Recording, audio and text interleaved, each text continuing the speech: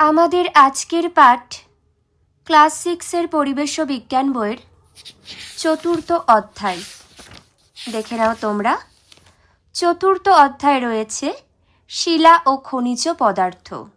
তোমরা মন দিয়ে পড়া শুনতে থাকবে। পড়া মন দিয়ে শুনলে কিন্তু একদম সহজ হয়ে যাবে, যে কোনো প্রশ্নের উত্তর দিতে পারবে আর অনেক কিছু জানতেও পারবে।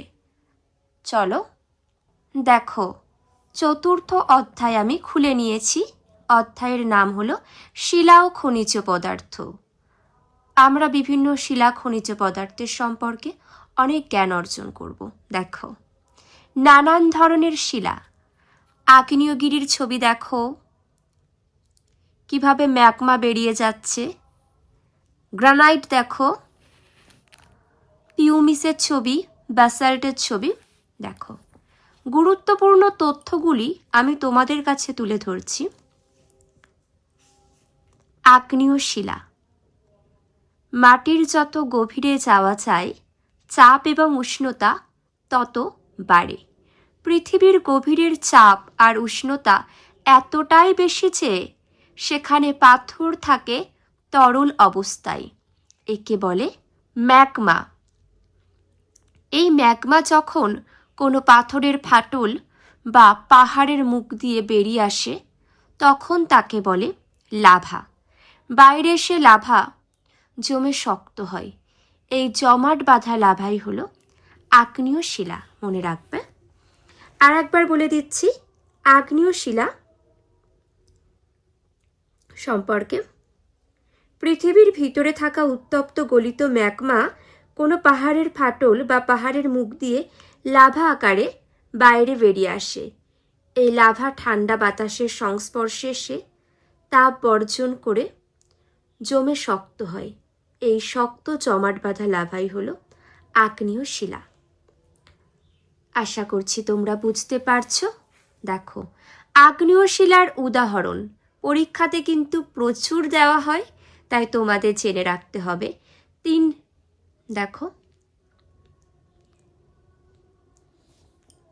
দেখো 3 রকমের আগ্নেয় শিলা: ব্যাসাল্ট, গ্রানাইট আর পিউমিস। এগুলো জেনে রাখবে। রেল লাইনের কালো পাথরগুলো হলো ব্যাসাল্টের টুকরো। পিউমিসকে বলে ঝামা পাথর। পিউমিসকে কি বলে? ঝামা পাথর। উত্তপ্ত ম্যাগমার উপরে ফেনার মতো অংশ তাড়াতাড়ি জমে গিয়ে পিউমিস তৈরি হয়।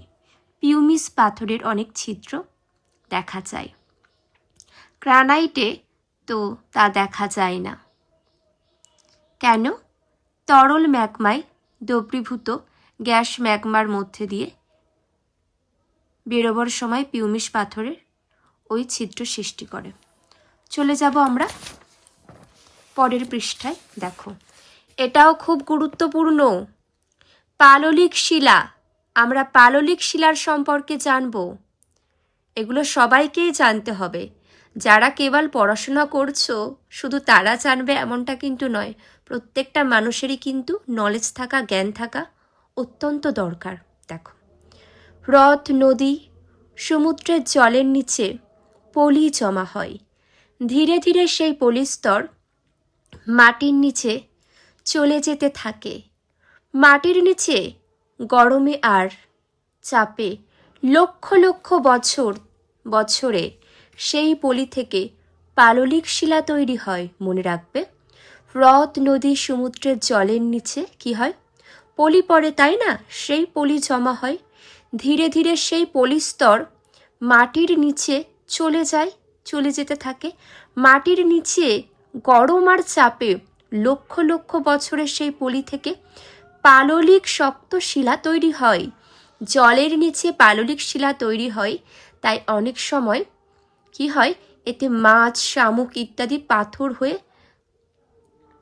যাওয়া দেহবশেষ ফসিল পাওয়া যায়। মানে যখন মাছ, শামুক মারা যায়, সে নিচে গিয়ে জমা হয়, সেখানেই তারা কি হয়ে যায়, তাদের দেহ চাপা পড়ে যায়, ফসিল পাওয়া যায় সেখান থেকে। 3 ধরনের পাললিক শিলার উদাহরণ আমরা জেনে নেব। দেখো, বেলে পাথর, শেল চুনা পাথর, এগুলি পাললিক শিলার উদাহরণ। মনে রাখবে, বেলে পাথর, শেল, চুনা পাথর। ছবি দেখে নাও। চুনা পাথর দেখতে এরকম হয়, বেলে পাথর এরকম হয়, সেল তোমাদের বইতেই আছে। এইবার আমরা জানব পরিবর্তিত শিলা। আগ্নেয় শিলা এবং পাললিক শিলা মাটির গভীরে গরম আর চাপে বদলে গিয়ে পরিবর্তিত শিলা তৈরি করে। আগ্নেয় শিলা, পাললিক শিলা মাটির গভীরে গরমে চাপে বদলে গিয়ে পরিবর্তিত শিলা তৈরি করে। পৃথিবীর ওপরে পিঠের বেশিরভাগটাই আগ্নেয় ও পরিবর্তিত শিলা দিয়ে তৈরি। মার্বেল পাথর এক রকমের পরিবর্তিত শিলা, যা চুনা পাথরের পরিবর্তনে তৈরি হয়। শেলের পরিবর্তনে তৈরি হয় স্লেট, গ্রানাইটের পরিবর্তনে তৈরি হয় নিস। ছবিগুলো দেখে নাও, কত সুন্দর করে দেয়া হয়েছে বইতে। মার্বেল পাথর দেখো, নিস দেখে নাও, স্লেট দেখে নাও, এগুলো তো দেখছো বেলে পাথর, চুনা পাথর। এবার এখানে চলে আসি, দেখো খনিজ পদার্থ আকরিক। দেখো কি বলেছে, ধাতুর নাম আর ধাতুটি দিয়ে তৈরি হয় এমন জিনিসের নাম। এগুলো তোমাদের দিতে হবে, তোমরা ভালো করে দেখো। লোহা দিয়ে কি তৈরি হয়? তালা, চাবি, ছুরি, কাঁচি, বিভিন্ন যন্ত্রাংশ কলকারখানার তৈরি হয়, তাই না, লোহা দিয়ে। তামা দিয়ে কি হয়? তামা দিয়ে তার তৈরি হয়, বৈদ্যুতিক তার। অ্যালুমিনিয়াম দিয়ে কি তৈরি হয়? বাড়ির রান্নার বাসনপত্র তৈরি হয়। দস্তা দিয়ে কি তৈরি হয়? ব্যাটারির প্রস্তুতিতে কাজে লাগে। রূপো, গয়না প্রস্তুতিতে বিভিন্ন বাসনপত্রে লাগে রূপো। সোনা, মূল্যবান অলংকার তৈরিতে সোনা বা স্বর্ণ ব্যবহার করা হয়। এইবার আমরা দেখে নেব এগুলো, ভালো করে লক্ষ্য করো তোমরা। এত সব ধাতু প্রকৃতিতে কিভাবে পাওয়া যায়? মৌল অবস্থায় না যৌগ অবস্থায়?